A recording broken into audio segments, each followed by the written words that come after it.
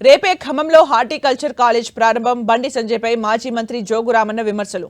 ఇలాంటి top 10 Telangana news ఇప్పుడు చూద్దాం.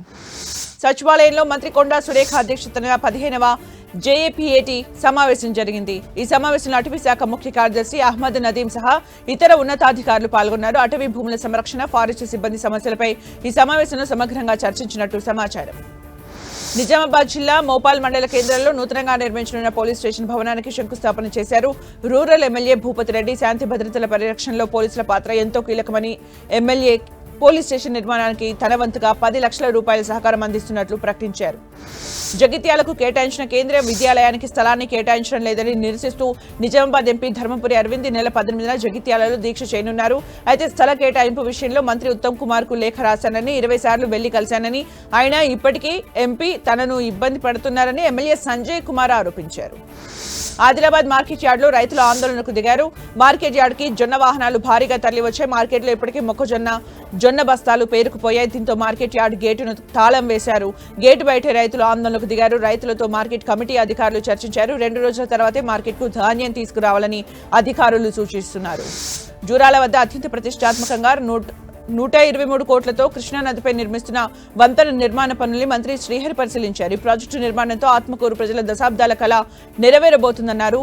ఈ బ్రిడ్జ్ నిర్మాణం పూర్తయితే గద్వాల, ఆత్మకూరు మున్సిపాలిటీల ప్రజలకు లబ్ధి చేకూరుతుందన్నారు. ఆత్మకూరులో పెద్దమ్మ తల్లి విగ్రహ ప్రతిష్ఠ కార్యక్రమంలో మంత్రి పాల్గొన్నారు.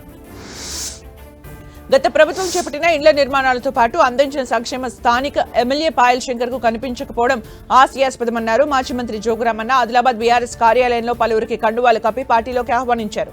గత బీఆర్ఎస్ ప్రభుత్వంలో అన్ని వర్గాల సంక్షేమమే లక్ష్యంగా పెన్షన్లతో పాటు దళిత బంధు, డబుల్ బెడ్రూమ్ ఇళ్లను పంపిణీ చేసినట్లు వివరించారు. కేంద్ర హోంశాఖ సహాయ మంత్రి బండి సంజయ్ కుమారుడు బండి భగీరథ్ ఇష్యూపై టీఆర్ఎస్ చీఫ్ కవిత స్పందిస్తూ భగీరథ్ దేశం దాటి వెళ్లిపోకుండా లుకౌట్ నోటీసులు జారీ చేయాలని డిమాండ్ చేశారు. అదే సమయంలో కొన్ని పార్టీలు సోషల్ మీడియాలో ట్వీట్లు చేసి సమస్యను పరిష్కారం చేసినట్లు గొప్పలు చెప్పుకుంటున్నారని ఎద్దేవా చేశారు.